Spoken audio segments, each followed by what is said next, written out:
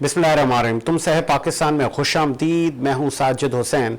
मजबूत मुस्तहकम पाकिस्तान पर हम बात करते हैं कैसे मुल्क मिल्लत की तामीर और तरक्की में हमने अपना किरदार अदा करना है।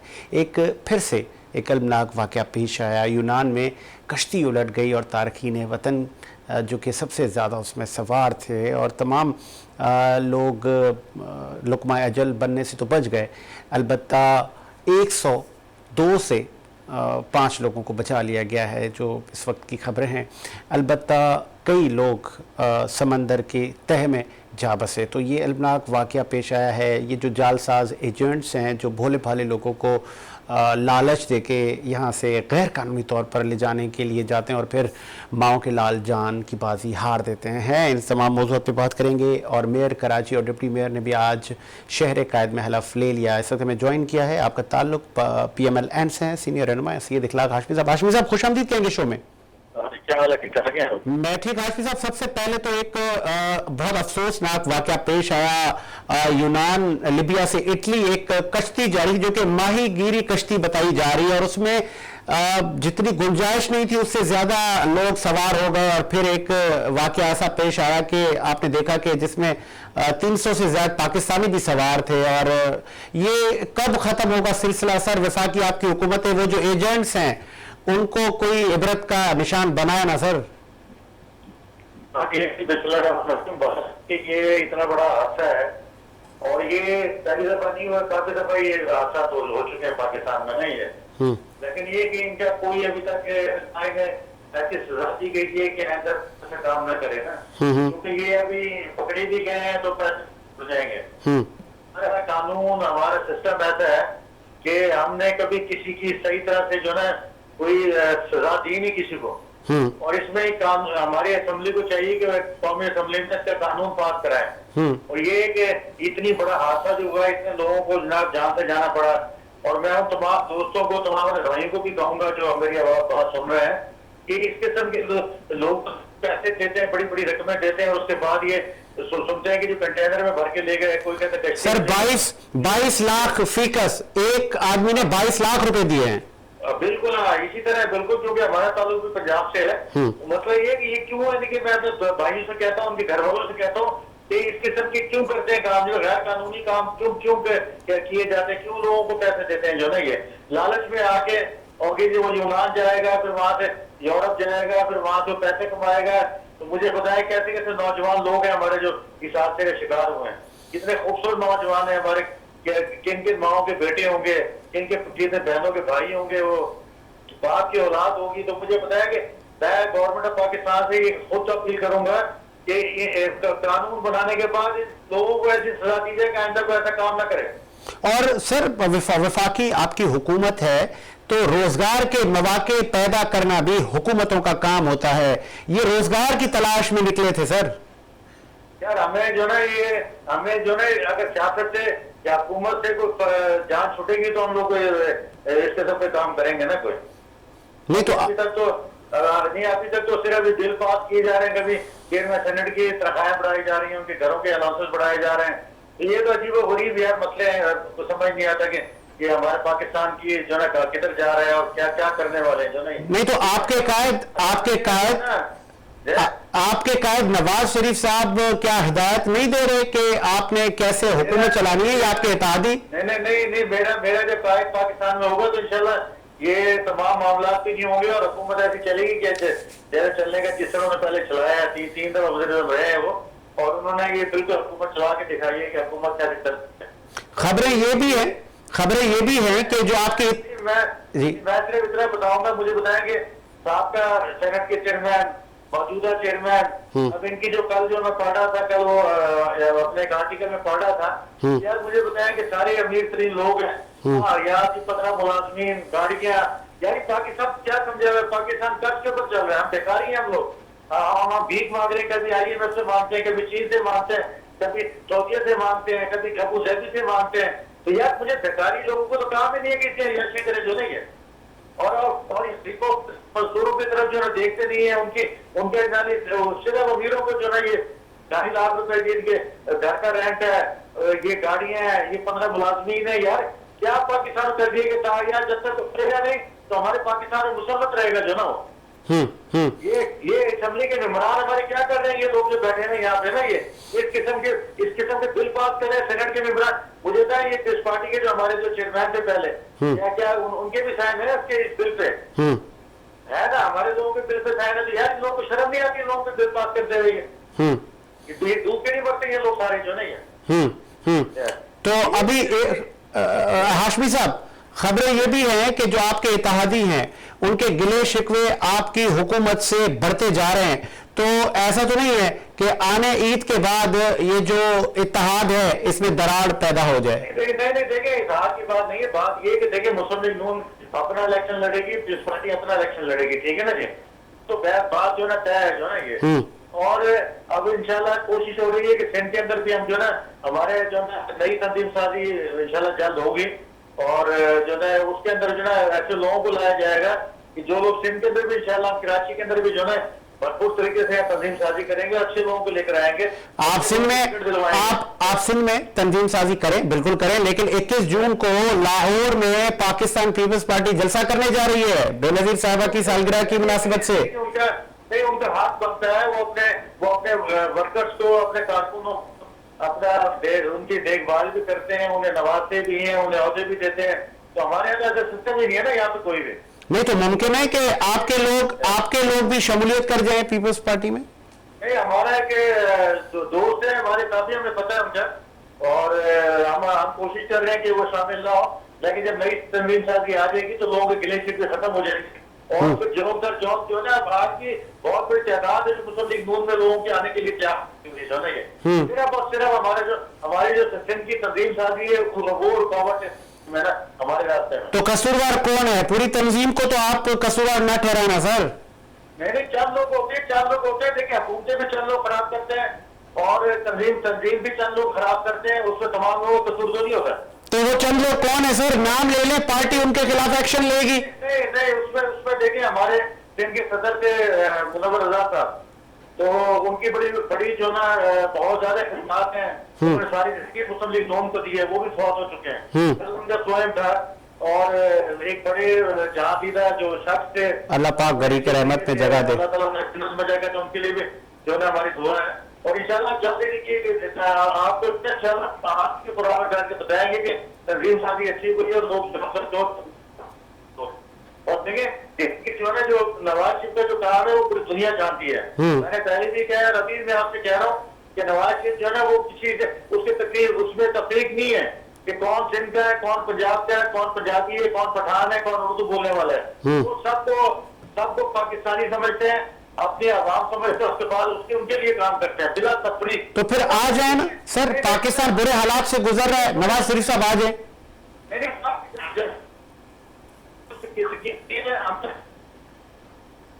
आपकी आवाज ब्रेक हो रही है सर। ज्यादातर दूसरे सियासी लोग पार्टियों ने पैसे लिए उसमें से, और गाड़ियां भी दूसरी पार्टी के लोगों ने लिए। मतलब ये कि नवाज शरीफ जो है ना वो तफरीक नहीं करे, वो सबको अपनी पाकिस्तानी आवाम समझता है, और इंशाल्लाह नवाज शरीफ साहब जो है ना क्योंकि सच को जो है ना आज ये साहब आएंगे, हम करेंगे, और चौथी दफा यहाँ पे जो है ना मतलब जो, और मैं तो ये भी कहूँगा शबाजी साहब को कि फौरी तौर पे ये जो इतनी बड़ी हुई ना, इसमें कहने सारा कुछ नहीं है। ठीक है, बहुत शुक्रिया आपका सर इखलाक हाशमी साहब, आपने अपना कीमती वक्त दिया। और सिलसिला तो यही है कि हर बार ये वाक़यात तो होते रहते हैं, लेकिन इन जालसाज लोगों के खिलाफ एक्शन कब लिया जाएगा? वो एक्शन लेने का वक्त आ गया है कि उनको इबरतनाक सजाएं दी जाएं, ताकि फिर किसी माँ का लाल कोई बेगुनाह इस तरह लुकमा अजल ना बने। और बहुत अफसोसनाक वाक़या है, इस पर मजीद आगे बढ़ाते हैं गुफ्तगू को। इस वक्त में ज्वाइन किया है, आप इकोनॉमिक एनालिस्ट हैं और आपकी पाकिस्तान की मईशत से लेकर सियासत पर बड़ी गहरी नजर रहती है। इकबाल अडवाणी साहब ने ज्वाइन किया, बहुत शुक्रिया सर, खुश आमदीद कहेंगे शो में। Thank you. अडवाणी साहब, बहुत नाखुशगवार वाक़या पेश आया और कई नौजवान जान की बाजी हार गए। ये भोले भाले लोगों को बहला फुसला के लालच देके फिर 22 लाख रुपए एक आदमी ने दिए एजेंट्स को, ये कब खत्म होगा सिलसिला सर? नहीं, तो ये कोई अभी का सिलसिला नहीं है, ये तो सालों साल से चल रहा है और इस पे पहले भी बहुत बात हो चुकी है। ऐसी बात नहीं है, लेकिन ये तो क्या एक वाकया हो गया कि लोगों की इतनी मौत हो गई, तो आपकी मीडिया में आई ये बात। ये तो पता नहीं कितने सालों से ये चल रहा है कि यहाँ से तुर्की भेज दिया जाता है, फिर तुर्की से फिर उस तरह ट्रांसफर किया जाता है, या लीबिया भेज दिया जाता है, लीबिया से इटली भेज दिया जाता है, या तुर्की से यूनान भेज जाता था गिरी। तो ये काम तो पाकिस्तान में बहुत सालों से चल रहा है और मुझे लगता है आगे भी चलता ही रहेगा। ये बस अभी कुछ मीडिया में इतनी हाइप आ गई है तो ये सब अनाउंसमेंट कर रहे हैं।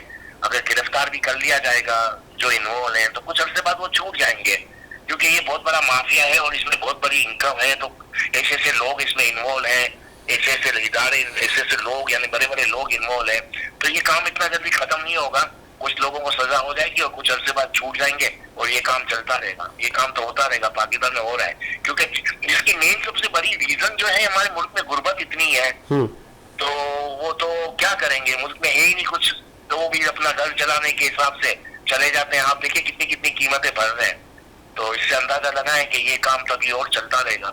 अगर गवर्नमेंट बस बातें कर रही है, कुछ लोगों को सजा दे देंगे, बाद में वो थोड़े टाइम बाद सजा काट के छूट जाएंगे और ये जो ग्रुप है, ये जो माफिया है, ये चलता रहेगा। नहीं तो आपने वो कश्ती देखी होगी, उस पे तो माहीगीर मछलियां पकड़ने के लिए उसको शायद इस्तेमाल करते हो, लेकिन इतने सारे इंसान उसमें सवार, फिर भगदड़ हुई, कोई नज्म ज़ब्त नहीं था उसमें। ये कैसे भेड़ बकरियों की तरह, तो ये लोगों को भी सोचना चाहिए सर। नहीं, अभी जब मजबूर इंसान होता है फिर एक पैसे दे देते हैं और फिर वहां पहुंच जाते हैं, तो फिर उनको किसी भी तरीके से, और ऐसा नहीं है कि इस तरह लोग गए भी बहुत है, गए भी बहुत है और वो तकलीफ भी उठाते हैं, वो लोग गए बहुत है, इस तरह ही जा रहे हैं। यानी ये सिर्फ पाकिस्तान से नहीं, ऐसे इंडिया से भी लोग जाते हैं, इंडियन भी ऐसे किस तरह काफी लोग गए हैं यार। या तो मैं जिस जगह पे बैठा हुआ हूँ तो हमको तो पता है ना, यहाँ पर इंडियन लोग भी आते हैं और यहाँ से भी जाते हैं, 3-3, 6-6 महीने यहाँ रहते हैं और फिर वो तो लीगली वीजा लगा के भी जाते हैं। लेकिन ये से इंडिया से भी हो रहा है और पाकिस्तान से भी हो रहा है। पाकिस्तान से बहुत ज्यादा है, पाकिस्तान में गुर्बत बहुत ज्यादा है, गरीबी बहुत है, इस वजह से लोग को अपना घर चलाने के लिए माँ बाप इधर उधर से पैसे जमा करते, उधार लेकर बच्चों को भेजते हैं कि वो बाद में घर चला पाए। कच्चे जहाँ पे सॉरी फॉर इंटरप्ट, जहाँ पे मीडिया ने रसाई ली है, जिनके लोग इस हादसे में जहाँ बाक हो गए, उनके तो घर भी कच्चे हैं, लेकिन 22 लाख की बड़ी रकम है, तो कारोबार क्यों नहीं करके देते लोगों को यहाँ, और फिर ये हादसात हो जाते हैं। नहीं तो मैं क्या कह रहा हूँ, इन सबके माँ बाप उधार लेकर इनको भेजते हैं। इनके पास तो आप देख लो, उनका आप रहन सहन देख लो, जिनके माँ बाप, जिनके बच्चों की वहाँ डेथ हो गई है, जिनकी मौत हुई है जिन बच्चों की, तो उनके माँ बाप और उनके घर आप देख ले तो आपको अंदाजा हो जाएगा। तो उधार लेकर भेजते हैं, क्योंकि हमारे मुल्क में गरीबी इतनी है, गुर्बत इतनी है, काम नहीं है, लोग मजबूर है भेजने के लिए। तो ऐसा वाकयात होते रहे, तो ऐसे मुल्क में जब से हम गुर्बत पे कंट्रोल नहीं करेंगे, गरीबी खत्म नहीं करेंगे। आपने इस ये जो हादसा पेश आया, आपने एक तो इसका जो कसूरवार एक माफिया को ठहराया, फिर कंट्री टू कंट्री बॉर्डर भी होते हैं, कानून भी होता है, फिर वहां पे लॉ एनफोर्समेंट के लोग भी होते हैं, तो ये क्या सब ऐसे ही चल रहा है? तो मैं यही तो आपको कह रहा हूँ, किसी के पाकिस्तान से तो चले जाते हैं, वहां पर तो पाकिस्तान गवर्नमेंट नहीं है ना, वहां पर भी तो कुछ मुल्क के लोग मिले हुए होंगे ना, बॉर्डर के लोग मिले होंगे, जो सिर्फ आपने कहा कितने लोगों को सिर्फ में डाला गया, एक है तो वो तो वहां से गए थे, तो वहां पर भी तो कुछ इसी तरह का है। तो ये कोई छोटा माफिया तो नहीं है ना, इसमें तो कितने मुल्क के लोग मिले हुए हैं, तब जाके ये कितना स्ट्रॉन्ग माफिया बना है। आप देखें जिस तरह का जहाज आपको नजर आ रहा है, उसमें जिस तरह से लोगों को बिठाया गया है, तो वो तो सब ओपनली उसी मुल्क से जा रहे हैं ना, पाकिस्तान से तो नहीं जा रहे। तो वहां पर कोई पूछने वाला नहीं है, कोई देखने वाला नहीं है, तो इसका मतलब क्या है कि एक माफिया है जो अपनी प्लानिंग से काम करता है इस तरह। Country to country. पाकिस्तान के अलावा उस मुल्क के लोग भी मिले हुए हैं, जिस मुल्क के बॉर्डर पे जा रहा है या जहां से वो सिर्फ निकला है, तो सब मिले हुए हैं। तो इतना बड़ा माफिया है, इसको कंट्रोल करना कोई आसान काम तो नहीं है ना। चले आगे बढ़ते हैं सर। एक चूंकि पाकिस्तान बड़ी इकोनॉमिक क्राइसिस से गुजर रहा है, क्या आपको लग रहा है कि अक्टूबर में अगर इलेक्शन हो जाते हैं और एक नई हुकूमत बन जाती है तो कुछ मामला बन सकेंगे? क्योंकि पेट्रोल की कीमतें हुकूमत के लिए हम गिराएंगे, रशिया से पेट्रोल भी आ रहा है, तो कुछ फायदा होगा इन सब चीजों से, डायरेक्ट ट्रेड से, और ये जो हुकूमत इकदाम ले रही है? देखिए, डायरेक्ट ट्रेड से तो फायदा तो होगा, लेकिन अगर आप समझे कि कोई नई गवर्नमेंट आके कुछ रातों रात कोई चेंज ले आएगा, तो नहीं, पॉसिबल नहीं है। पाकिस्तान तो अभी काफी टाइम तक इस तरह की चीजों में सरवाइव करना पड़ेगा। हाँ अब ये ट्रेड रूट खुल रहे हैं, इससे हमको काफी फायदा हो सकता है, होगा। लेकिन आप इकोनॉमिकली हालात क्या एक इलेक्शन से आप समझते हैं कि सही हो जाएगा? नहीं, अभी बहुत वक्त लगेगा और बहुत काम करना पड़ेगा हमको। और जहां तक नजर आ रहा है, मुझे नहीं लगता कि IMF से हमारा मुआहिदा हो। वजह ऐसा क्या है? क्या कहीं ऐसा तो नहीं है कि IMF की ये खामोशी ये हमारे मुल्क में मुदाखलत है, इसको समझा जाए? नहीं, IMF का अपना भी एक एजेंडा मुझे लग रहा है कुछ के पाकिस्तान को काफी दबाए रखे, क्योंकि वो जिनके कंट्रोल में है वो नहीं चाहते कि CPEC पाकिस्तान में कामयाब हो। तो उस वजह से अभी जब CPEC पे काम शुरू हो गया है तो पाकिस्तान को तो IMF से मुआहिदा मुझे नहीं लगता हो पाएगा। कुछ भी कर ले पाकिस्तान, जब तक हम CPEC का काम नहीं बंद करेंगे इससे पहले IMF का हमसे पाकिस्तान से मुआहिदा नहीं होगा, क्योंकि उनको जो कंट्रोल कर रहे हैं। देखिए IMF को भी कोई ना कोई मुल्क तो कंट्रोल कर रहा है, आपको पता है वो किसके उसमें असर में। तो मतलब कहने का है तो वो नहीं चाहते कि पाकिस्तान में CPEC पे काम हो। या तो पाकिस्तान को CPEC छोड़ना पड़ेगा तब IMF से मुआहिदा हो पाएगा, नहीं तो अगर पाकिस्तान CPEC पे काम करेगा तो मुझे नहीं लगता कि IMF से मुआहिदा हो पाए पाकिस्तान का। IMF से छुटकारे के लिए किन चीजों पर हमें काम करना होगा कि खुद मुख्तार पाकिस्तान बन सके और हम ये IMF का जो चैप्टर है इसको क्लोज करें, या कि ये चलता ही रहेगा? जिस तरह मुझे याद है साबित रासिफ अली जरदारी ने कहा था कि आप कह रहे हैं मुल्क डिफॉल्ट, कोई हो गया तो क्या हो गया, कोई पब्लिक प्राइवेट कंपनी थोड़ी है। नहीं, पाकिस्तान को अपने पड़ोस के हर मुल्क से ट्रेड करनी पड़ेगी। अगर आप चाहते हैं कि IMF से हमेशा के लिए हमको छुटकारा मिल जाए तो हमें अपने पड़ोस के सब मुल्कों से ताल्लुकात अच्छे करने पड़ेंगे, सबसे ट्रेड करनी पड़ेगी। हमारे जो इदारे नुकसान में चल रहे हैं या तो उनको बंद कर दें या उनको प्राइवेट को हो सकता है तो कर दें, नहीं तो उसको बंद कर दें। और जब तक जो इदारे हमारे नुकसान में चल रहे हैं उससे हम जान नहीं छुड़ाएंगे। तो आज एक सेनेटर पीपल्स पार्टी के सेनेटर इमामुद्दीन शौकीर ने कल कहा है कि PIA भी प्राइवेट कर दे। सब इदारे, हर वो इदारा प्राइवेट करना पड़ेगा या उसको बंद करना पड़ेगा जिसमें हमको लॉस हो रहा है, क्योंकि जब तक आप लॉस से जान नहीं छुड़ाओगे तो ये तो अरबों रुपए का लॉस है, कब तक हम रिपोर्ट करेंगे? बाकी मुल्क नहीं रिपोर्ट कर सकता। दूसरे गवर्नमेंट को अपने अखराजात कम करने पड़ेंगे। इतनी बड़ी बड़ी काबीना बना के रखे हुए, इतने सारे मिनिस्टर अपने पास, हमारे पास ऐसा काम किया है कि इनको एक इतनी वजारतें दी हुई है। गवर्नमेंट के अखराजात कम करने पड़ेंगे, मिनिस्टर काबीना इनको छोटी करनी पड़ेगी। ये सब चीजों पे काम करना पड़ेगा जो हो सकता है, लेकिन नहीं करेंगे तो हम कभी भी नहीं निकल पाएंगे किसी भी प्रॉब्लम से। इदारे जो नुकसान में चल रहे हैं उनको प्राइवेट करना पड़ेगा, खत्म करना पड़ेगा। रीजनल ट्रेड बढ़ानी पड़ेगी, पड़ोस के हर मुल्क से ताल्लुकात अच्छे करने पड़ेंगे। यही रीजन है, यही वजह, इसी तरह से हो सकेगा, अदरवाइज कोई ऑप्शन नहीं है हमारे पास। ठीक है जी, बहुत शुक्रिया इकबाल अडवाणी साहब, आपने अपना कीमती वक्त दिया और एडवाइस भी आपने किया कि हमारे जो नेबर कंट्रीज़ हैं उनके साथ हमें ताल्लुकात को बेहतर बनाना होगा, तो ही पाकिस्तान इस इकनॉमिकल जो क्राइसिस हैं इससे बाहर निकलेगा। पाकिस्तान में रोज़गार के मौके पैदा होंगे। वफाकी हुकूमत जो इक़दाम ले रही है उनमें कब तक बेहतरी आएगी और ये समार अवाम की हाथ में कब आएगा, अवाम तक उसकी रसाई कैसे होगी? फिर हम देख रहे हैं कि हुकूमत, ये जो यूनान में जो नाखुशगवार वाक़या पेश आया कश्ती का, इसमें हुकूमत एक एजेंट को तो गिरफ़्तार कर चुकी है, दीगर जो एजेंट्स हैं उनके लिए भी छापे मार रही है हमारी हुकूमत। तो अब देखते हैं कि बेहतरी कब आती है और कब ये इस तरह के जो जाली ये जो लोगों को ट्रैवल करवाते हैं इन लोगों को कब इबरत का निशान बनाया जाएगा। ये भी एक लम्हा फ़िक्रिया है कि इनको ऐसी सज़ाएं दी जाएं ताकि जिस तरह हमारे मेहमानों ने कहा कि ये एक माफिया है, तो इस माफिया की जो चैन है ये तमाम चीज़ें आपको डिस्ट्रॉय करनी होगी, आपको उनको तोड़ना होगा ताकि ये जो रूरल एरियाज़ के जो लोग हैं इनको बहका के, इनको लालचें दे के गैर कानूनी तरीके से इनको ट्रैवल करवाया जाता है और इनसे लाखों रुपए बटोर लिए जाते हैं। तो और फिर बहनों के भाई और माओं के लाल अपनी जान की बाजी हार जाते हैं। बहुत अफसोसनाक वाक़या है और अभी तक लाशों को ढूंढने का सिलसिला भी जारी है, रेस्क्यू किया जा रहा है। तो देखें, कोशिश यही होती है कि मुस्बत बात की जाए, मुस्बत तबसरा किया जाए, इस उम्मीद के साथ कि मेरा मुल्क शाद आबाद रहे। मुझे साजिद हुसैन को इजाज़त दीजिए, आपसे मुलाकात होगी कल रात 9 बजे। अल्लाह हाफ़िज़।